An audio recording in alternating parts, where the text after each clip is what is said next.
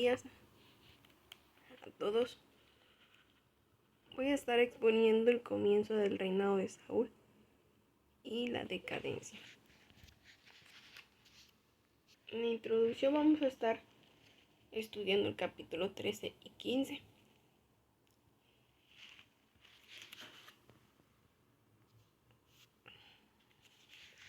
Bueno, como bien sabemos, aquí empieza su comienzo del reinado de Saúl. Saúl tenía aproximadamente 35 años cuando él comenzó su reinado sobre Israel. Él se estableció un gobierno sencillo. La corte real se encontraba en un lugar muy estratégico, en el cual se llama Gaba. Su significado es collado. Se encontraba a 3 kilómetros al norte de Jerusalén. Saúl y su familia vivían sencillamente.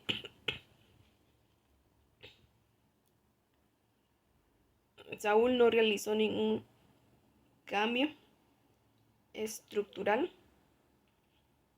del antiguo gobierno de Israel. Saúl cumplió muy bien el propósito, pues al principio de su reinado había sido designado rey. Todos lo conocían como el gran libertador, en el cual derrotó a filisteos, amalecitas, Moab, Amón, Edom, Soba, y donde quiera que él se movía o caminaba, era vencedor. Pero de repente aparecen sus debilidades del rey Saúl, en el cual él era orgulloso, y su deseo de gobernar sin atacar las palabras del profeta. Ese espíritu de independencia no correspondía a alguien que había sido ungido para servir. Vamos a observar que tuvo guerra contra los filisteos, sacrificio ilegal y voto necio de Saúl. El conflicto con los filisteos estalló al atacar a Jonatán, el cual hizo una guarnición de filisteos entre Gaba y Betel. Saúl contaba con un ejército de 3000 soldados, acaudillados por él y Jonatán. Los enemigos reaccionaron a un enorme ejército y Samuel le da órdenes de trasladarse a Gilgal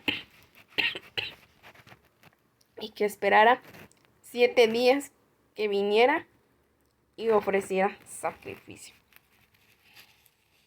Pero nos encontramos con algo, que Saúl era muy impaciente. Le costó el privilegio de fundar una dinastía. Saúl entra en desobediencia porque temía que los filisteos los despojaran de su reinado. El resultado de todo esto fue que perdió su reino de todas maneras, puesto que Dios lo despojó de él. En muchas ocasiones, en la actualidad, podemos decir que llegamos a actuar hasta como Saúl. La desesperación nos gana, la impaciencia llega y caemos en desobediencia.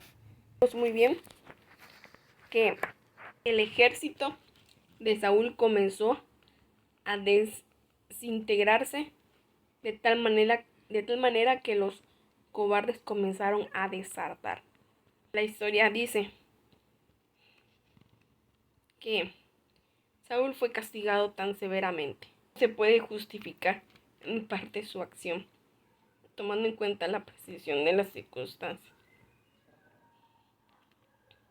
La demora de Samuel era una prueba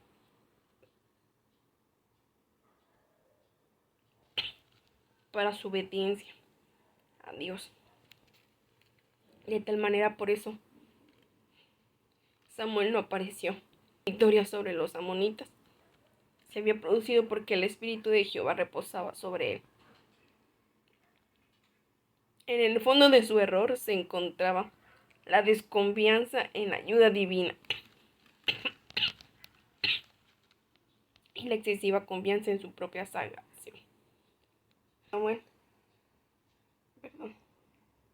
Saúl vuelve a hacer una segunda desobediencia. Era contra los amalecitas. Jehová le ordena a Samuel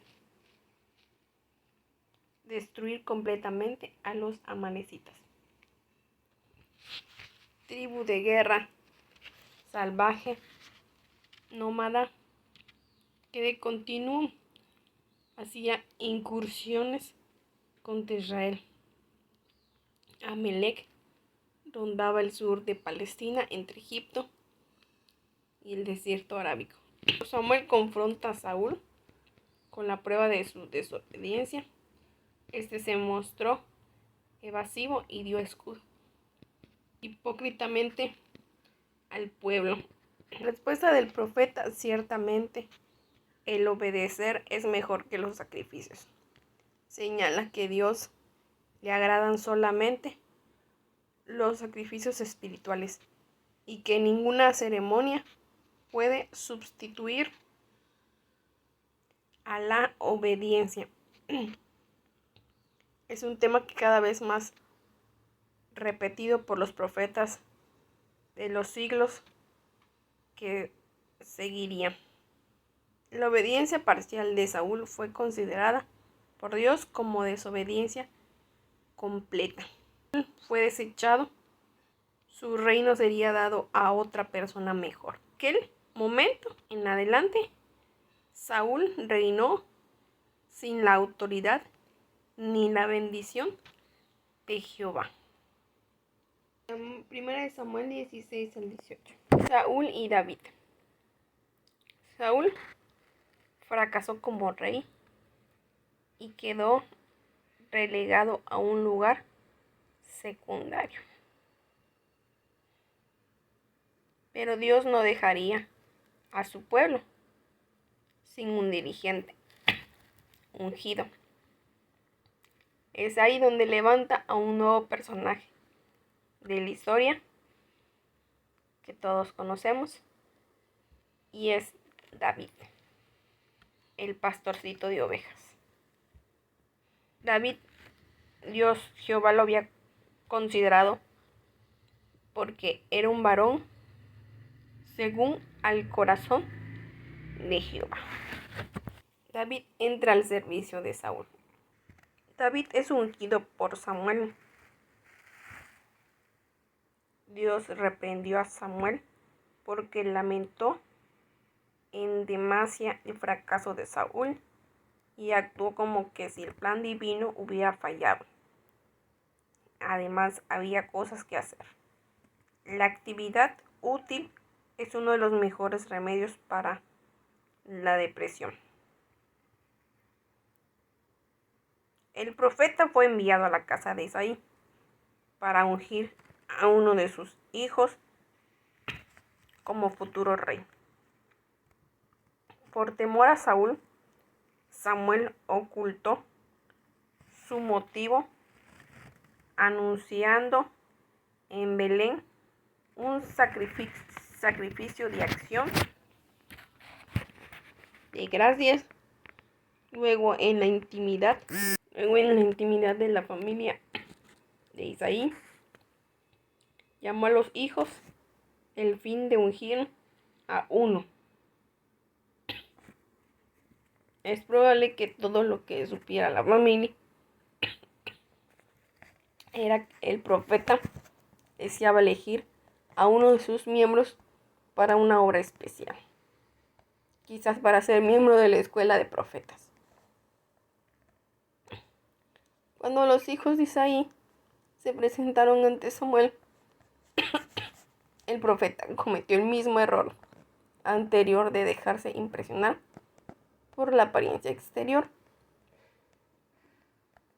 Pero Jehová no mira lo que mira el hombre. Él miraba el corazón. ¿Qué creen? Escuchaba la voz interior, donde le murmuró al profeta: levántate y úngelo, porque este de la unción era un símbolo. En ese tiempo, Dios suplía la realidad que el aceite representaba.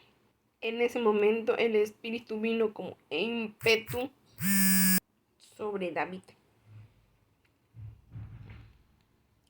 proporcionándole bendición y dirección, y convirtiéndolo en el hombre de Dios que más tarde llegó a ser. Que David recibía el Espíritu de Jehová, Saúl lo perdía. Dios castigó también la desobediencia del rey, permitiendo que un espíritu malo lo perturbara. Él controla a las fuerzas de maldad y las usa para llevar a cabo sus propósitos. Las propias reflexiones del monarca sobre el abandono de Samuel y la pérdida del trono lo volviesen irritable, vengativo y melancólico. En ese momento David fue llevado al palacio como arpista para alejar al demonio y tranquilizar el ánimo de Saúl, pues un servidor en la corte real le hizo notar sobre el joven pastor: sabe tocar y es valiente y vigoroso, y hombre de guerra. Prudente sus palabras y hermoso, y Jehová está con él. También David fue nombrado paje de armas, lo que tal vez haya sido un mero titulado militar, más bien que un puesto. David sirvió como músico en la corte antes de su combate con Goliat. Es ahí donde David se enfrenta. Los ejércitos filisteos e israelitas se enfrentaron, no ya en lo alto de la meseta, en el territorio de Efraín, como en la primera batalla entre Saúl y los filisteos, al lado del sur del valle de Ela, aproximadamente 25 kilómetros al sudoeste de Jerusalén, no lejos de la ciudad de Gat. Pero en vez de librar la batalla, los filisteos propusieron que hubiera un combate entre campeones, práctica común en la actualidad, en la antigüedad. Goliat tenía unos 3 metros de altura, llevaba una armadura muy pesada de 57 kilos. Era descendiente de los anaseos, que se le conocían gigantes, que ellos se quedaron en Gaza, en Gat y Abstón en el periodo de la conquista de Canaán. En esa región los arqueólogos han encontrado grandes esqueletos de gigantes. Andaba por esos rumbos, pastoreando ovejas. Sus hermanos no sabían, y llegó al campamento del ejército hebreo. Oyó en las blasfemias y las amenazas de Goliat. Entonces esto despertó en David el impulso heroico y le dijo a Saúl: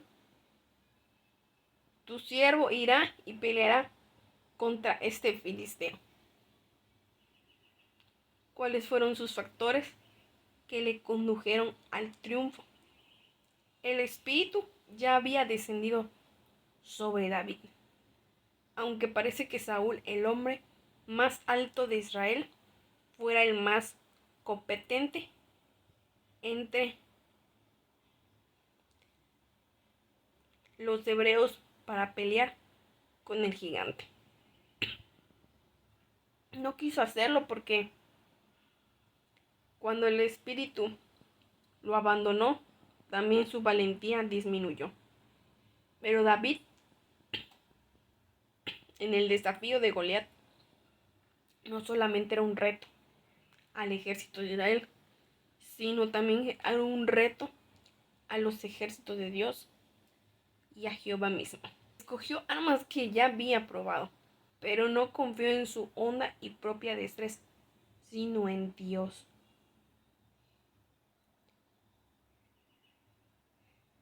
Tú vienes a mí con espada y lanza y jabalina, mas yo vengo a ti en el nombre de Jehová de los ejércitos. De Jehová es la batalla, su fe se había fortalecido al ser la ayuda de Jehová en sus encuentros con el león y el oso. Para siempre el modelo de la victoria de la fe sin armas. Lo más potente del mundo es la historia en miniatura de la iglesia y un símbolo de todas las batallas libradas por Dios. A lo largo de estas historias podemos ver la mano poderosa estuvo siempre sobre estos grandes personajes.